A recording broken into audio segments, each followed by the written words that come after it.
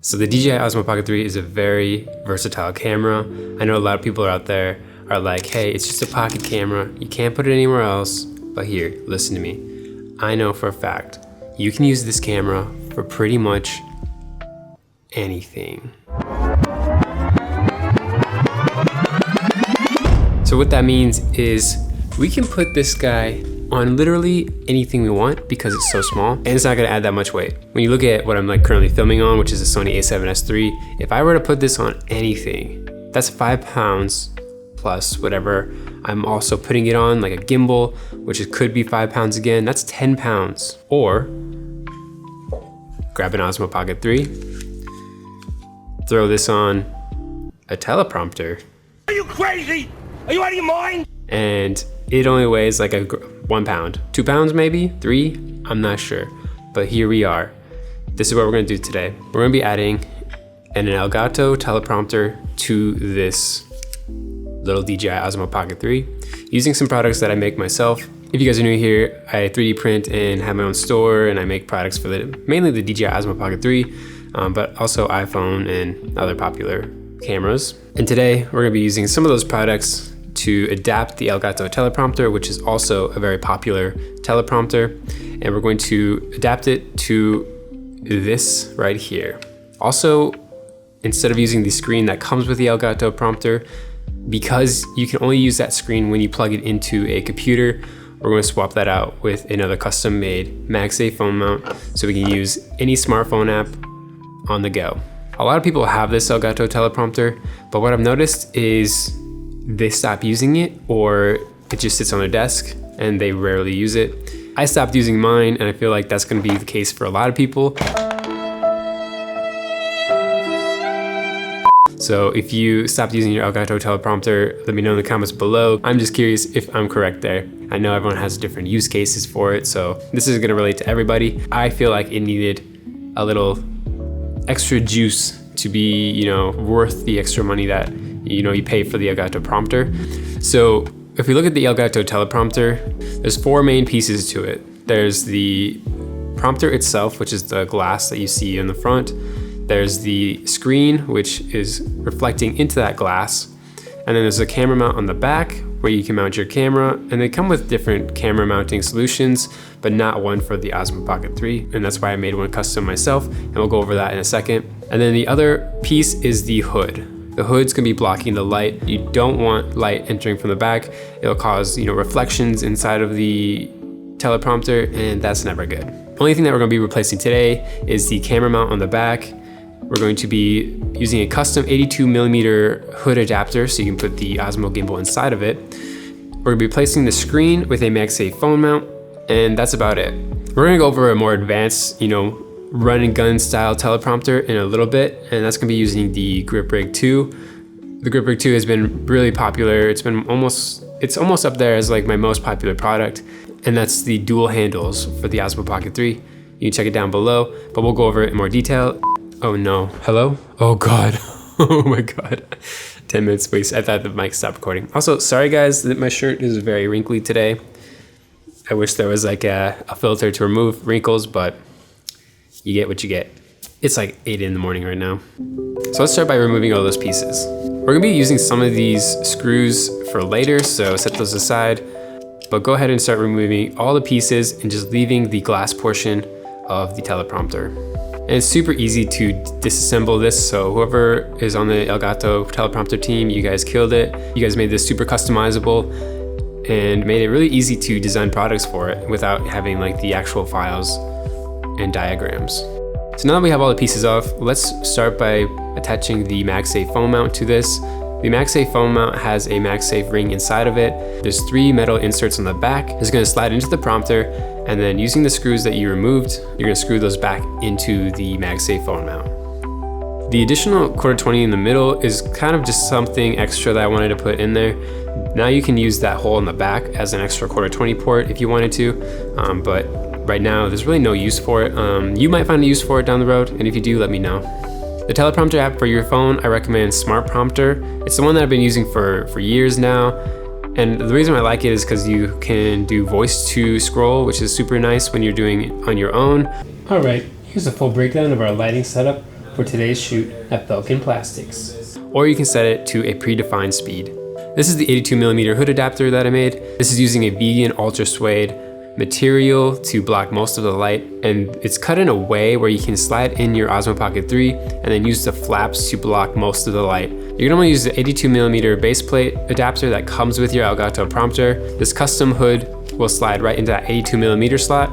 This next product isn't necessarily needed. You could use the universal camera mount that comes with your Elgato Prompter, but what I found was that it was very big and cumbersome. And the worst part was you couldn't really adjust it to the height that the Osmo Pocket 3 needed to be, because it's not really meant for the Osmo Pocket 3. It's meant for DSLRs or mirrorless cameras. That's why I made a custom magnetic mount for convenience and for the ability to adjust it to the perfect height. I recommend using my mag cases for the Osmo Pocket 3. The magnetic mount was designed specifically for that. And personally, I'm a little biased, but I think my magnetic cases are much stronger. And using it for something like this, you want that strong magnetic hold. You can try using the generic ones if you want, but if you want to grab one of my mag cases, I can promise you, you're not going to be disappointed. All right, so now you have a fully ready to go Osmo Pocket 3 Elgato Prompter. So now this is where you can take it a little bit further and you can set it up for your shooting needs. Some people want it on a tripod, some people might want it on their desk, and some people might want to use it for run and gun. And that's what I'm gonna show you today. We're gonna go over all three setups, and obviously you can do whatever you want at this point, but let's go over the three most popular setups that I think people will be doing. The first one is pretty standard, and that's just by attaching the Osmo Pocket 3 to the camera mount and attaching it to a desk mount. Now this is probably what most people will be doing. It's just adapting your Osmo Pocket 3 to your Elgato Prompter and using it as you were normally using it, but with the Osmo Pocket 3. Now, if we want to take it a step further, let's add in the Grip Rig 2. The Grip Rig 2 is a super functional dual handle beast for the Osmo Pocket 3. If you know, the Osmo Pocket 3 is small, and yes, I know that's why people want it and that's why people buy it. But if you have it and you just want to add more stability or more points of contact to it, then you're gonna want the Grip Rig 2.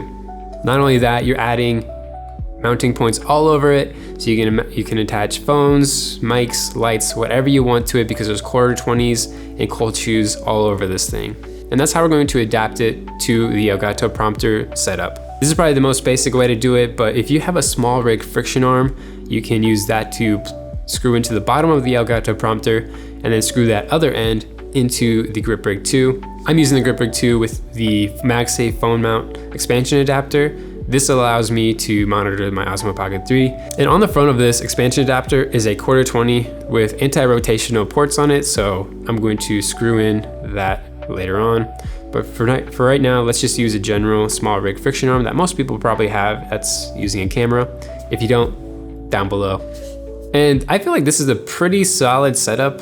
You're basically just creating this tall Elgato Prompter camera setup, and it looks kind of crazy, but it gets the job done. This is a good setup, but let's take it a step further and turn it into the ultimate run and gun teleprompter Osmo Pocket 3 setup ever. For this one, we're gonna remove the magnetic camera mount from the back, and we're just gonna leave it off because we're gonna be using a friction arm to slide the Osmo Pocket 3 into that hole. So this one is more advanced. If you don't have these rigging accessories already, I will leave them down below. To give you an overview, what I'm using is a V-mount battery plate, the Elgato cold shoe tilt mount, a cold shoe to quarter 20 adapter, a short small rig friction arm. I'm using a couple NATO rails, a NATO rail top handle from Small Rig. Instead of my mag case, I'm using something I call the utility belt, which is adding 2 cold shoes and dual quarter 20s, one on the front, one on the back. We're gonna use these ports to add my NATO rail and my top handle. And instead of the MagSafe Phone Mount expansion adapter, I'm just gonna be using my expansion adapter for the Grip Rig 2. This is adding more quarter 20s on the front and the back, and we don't really need that phone mount, and that's why we're not gonna be using that one for this setup. Once we have all the pieces, let's start building the ultimate rig for your Osmo Pocket 3. If you're new to rigging, which I feel like most people are, unless they are actual cinematographers or filming videos. The thing about rigging gear is you can build out whatever you want. It's kind of like Legos for your cameras. You just keep adding pieces to it until you have something that you want. And that could be a cage, top handle, NATO rails. NATO rails are basically rails that have quick releases on them. And I personally use them for pretty much everything. So get yourself a ton of NATO rails. Friction arms, you can get different sizes, and there's different versions as well. The ones that we're gonna be using today are 1/4-20, and some have NATO clamps on the ends. So it's really up to you which one you wanna go with. The standard is 1/4-20 to 1/4-20, but you run the risk of it rotating. So if you have something heavy and you're kind of pushing it outwards, it could rotate down this way or it could rotate down that way. And that's where we get into the RE locking pins. The RE locking pins are essentially anti-rotation mechanisms that kind of just hold the connection in place, so it's not going to rotate left or it's not going to rotate right. It's just going to stay in that spot. And you'll see, like on the Grip Rig 2, there's holes on the Grip Rig 2 that you might be like, why is there additional holes there? That's what those are. Those pins will go into those holes, and it's not going to rotate left or right. You can get this for pretty much all camera accessories. You'll see just 2 pins and the 1/4-20 in the middle. I recommend getting those if you can, but you want to make sure that your input has those holes, those RE locking pin holes, so you can take advantage of the anti-rotation. Now that you have kind of like a general understanding of this, let's start building. These NATO rails don't have the locking pins, but they do make some that are out there. I currently don't know where my NATO rails that have the locking pins in them are. I had a bunch of them, but when we moved here, they're in a box, basically somewhere, and I don't know where they're at. We're using these slim, small rig NATO rails. These were great, but they don't have the anti-rotation locking feature, so it is what it is for now. The ones that I'm recommending to you down below, those are gonna be the ones that have the locking pins. A little bit thicker, but you don't wanna run the risk of it rotating and being annoying. So on the back of the teleprompter, we're going to screw in the first NATO rail. The second NATO rail will go onto the front of the utility belt. Now that we have those in, let's take our small rig friction arm that has a NATO clamp on one end, 1/4-20 on the other. We're going to screw that 1/4-20 into the other side of the utility belt and then clamp on the NATO clamp onto the teleprompter. While we're at it, let's go ahead and attach our top handle, which also has a NATO clamp on it. We'll call that piece number 1. Let's go ahead and slide on that OSMO Pocket 3.